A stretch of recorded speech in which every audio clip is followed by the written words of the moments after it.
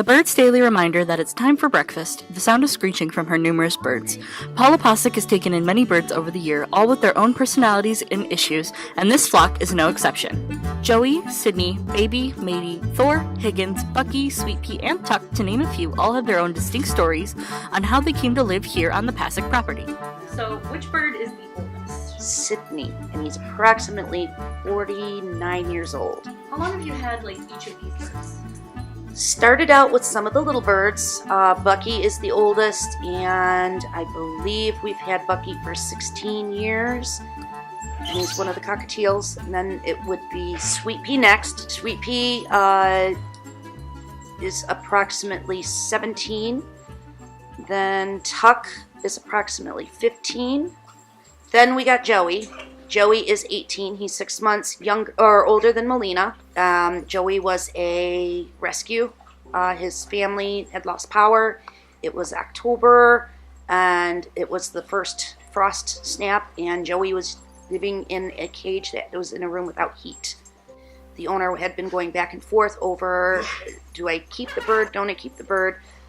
She originally got the bird because she thought she wasn't going to have children anymore, and surprise, she wound up having a son. I had to make a decision between the child or the bird, and the child won. The next bird we took in was Sydney. Sydney, his last family was going through a foreclosure. He was the last one in his house with a pit bull, and at Christmas time we were asked if we would take him in temporarily. 6 months later, his now previous owner asked if we wanted to keep him, and the rest is history. Sydney being 49, he's the clown of the bunch. The next bird was Baby, which is the umbrella cockatoo. Baby is somewhere in his 20s. We've had Baby for 6 years, I believe, and Baby decided I was his person. After Baby came along, we got 3 more cockatiels that were in foster. Orville, Wilbur, and Ralph. Orville and Wilbur were from the same breeder as Tuck. Unfortunately, that breeder likes to overbreed. After those 3 came, we got Mikey and Higgins. Mikey and Higgins were a case where the family had too many birds, and the city they lived in were giving them a hard time because of the noise. They were violating noise ordinance because of how loud the birds were. It turned out that Mikey and Higgins weren't the problem. They just wanted to get rid of them. Mikey was found in a foreclosed, empty home in the summertime with a bag of birdseed open on the floor. We don't know much about him other than he bonded to Higgins, and that's why they're together. They're the double yellow-headed Amazons. Thor was the next one. Thor is in his mid-20s as well. He is a Moluccan cockatoo that is a feather chewer. He chooses feathers because he wants to be the center of attention, and it became a habit. His last family was taking care of him for 15 years, I believe. 15 years. And that we're his third family.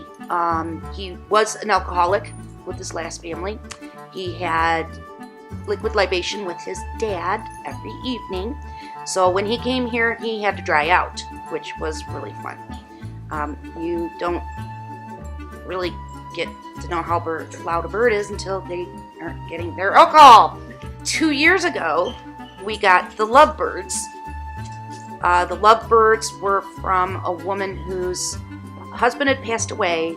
They also had a African gray, but the African gray was more interesting, so they decided that the lovebirds had to go. The last bird we took in was Matey. Matey is approximately 15 going on 16, and we're his third family as well. He was originally supposed to be handicapped. He had a broken leg and a broken wing, but with proper care, he's using his wings, he can use his foot. He doesn't seem to have that many problems, other than when we got him, he swore like a sailor. He was kind of a neglect as well. He was in a 8x10 room. No noise, no TV, no radio, no interaction. Mini blinds, so he didn't get a whole lot of sunlight. The first funny thing he did is when he got here and he learned that he could freely talk is he climbed down off the cage, decided that he was going to try to step up on one of my plants, called it a bunch of vulgar names, and started ripping the leaves off. That's when the plant got moved away from him. He's a work in progress. Right now, he likes the women in the house. He doesn't care for men. And hopefully we're going to turn him into an educational bird as well as Sydney is an educational bird. Sydney can go to schools and interact with children without any issues. The Pasek household is almost always full of conversation, either by the people themselves or the birds within. Many of these beautiful animals have quite a few issues, larger birds in particular. Each has been adopted by the Paseks due to the difficulty they would have had being adopted out to others. Birds with anger issues, birds that bite, and birds that swear have a harder time being adopted by people, and these are only a few of the problems that can make or break the case for a bird being adopted. Why did you choose these particular birds? We didn't necessarily choose them, they chose us. So what would happen to these birds were they not taken in by you? Some of the birds would be farmed out to other people in the Rainbow Feathers Rescue and Bird Club, or some of them would have been put down. What kind of issues could a bird have that would not cause them to be adopted? When you walked in the house and heard how loud it is, that's one of the biggest issues, is the noise. Yeah. They're incredibly loud, they're incredibly messy, they're incredibly dirty, they're destructive. You don't get a bird if you want to have nice things. You don't get a bird if you want to go on a vacation. You don't get a bird if you want to have somebody that's going to do what you think they should do, because they have a mind of their own. So what is the average lifespan for like the larger birds that you have? Could live up to 80 years with good and proper medical care, good food and interaction, sunlight. They have the potential to live as long as we do. Why do you think that some people are reluctant to adopt birds that have issues like the swearing and pulling out their feathers, things like that? People want cute. People want, hi, hello, I love you, come here, give me kisses. People want birds that they're going to be able to interact with when they want, not when the bird wants. They don't have the exact same abilities as we do, but they have emotions, and people just want something that looks good in the corner. So did you have animals in your house when you were growing up? Yes. What kind of things? Dogs, birds, fish, hamsters, lizards. I've had animals my whole life. So would you say that that kind of led you to wanting animals when you got your own place? Absolutely. There's more than just birds in the house, though. The Paseks have their own merry band of misfit dogs as well, each just as unique as their avian companions. I feel like we should address the elephant in the room, or the dog in the room. How did you come to adopt each of the dogs?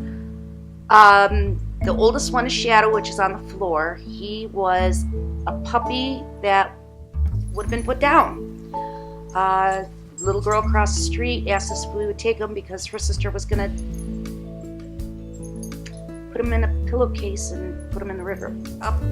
Pepper, I inherited. She was my grandfather's dog. She's about 8 years old, and she is living out her life in luxury and spoiledness. She's on borrowed time because she has congestive heart failure. The elephant in the room, his name is Apollo, and Apollo is a Corsican Mastiff Pit Bull mix. And Apollo we got in the springtime. The vet said he was approximately a year old. Yes. And he would have been put down if he wouldn't have wanted the shelters. The second day we had him, he threw up a pile of roundworms and ringworms.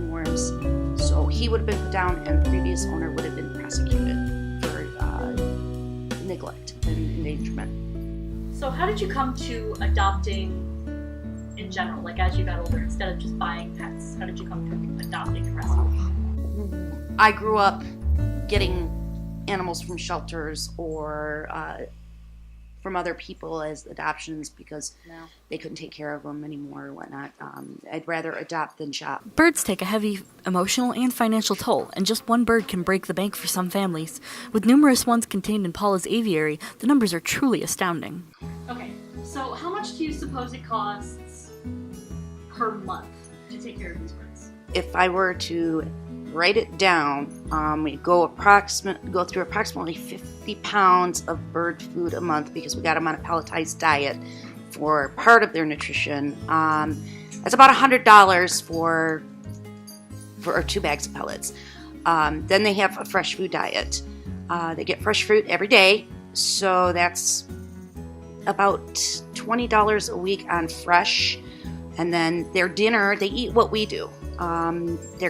They're carrion birds in the wild. They're opportunistic, so they will eat the vegetables, starch, and protein that we have. If you're sitting there working on a budget, you have a family of 4, you're actually feeding 5. So that would be 20% of your food budget going towards the bird. Probably $200-300 a month total between fresh food, groceries, and their pelletized diet. The vet care alone would be added into the monthly cost of the birds. A vet visit normally runs between $180 and $300 for a once a year checkup. They do blood work. There's diseases and conditions that birds hide because when they're sick, they're prey animals. So you don't know your bird is sick until it's too late, generally.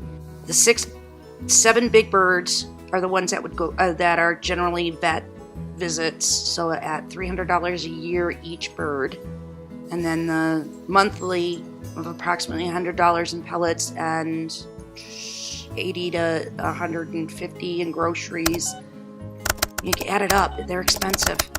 And what kind of stuff goes in daily for feeding the birds and cleaning the cages and things like that? They have a schedule. They will tell you if you are running late.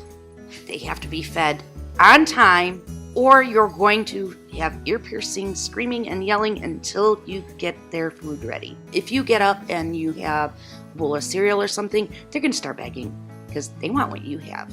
They want to stay up late like a little kid. They're perpetual toddlers, so after all the food is done during the day and at night, you like a toddler, you treat them as such. We put the lights out, turn the TV off, and they go to bed. They have night time. Is it weird having guests over and they experience that for the first time? We warn people. People are warned. Some people are fascinated. Some people are scared to death. It depends on what kind of experiences they've had. So we try to make it a good experience. They will allow you to pet them. They will sometimes be good and not lunge and squeak. And we try to educate people because they're like, oh, I want one of those. Are you sure? We personally feel we are their forever homes. We're not taking anybody else in until somebody goes. And it's going to be due to age or due to medical condition, or if something happens to my husband or I, the children have to take over, and there's provisions in our wills for the birds. Paula works tirelessly to educate people about these majestic animals and their needs. Her final piece of advice for would-be bird owners rings with a sense of sadness, as she has seen all the cruelty that people can muster against these beings. They're not disposable pets. A little bird is a commitment. It's not something you get if you have an active lifestyle because you need to spend time with them. They're social creatures. They need their people to love on them. No different than any other pet. If you're gonna get a pet, you have to make that commitment and do your homework first. Don't buy a baby bird because it's cute. Give somebody another chance to have a forever home.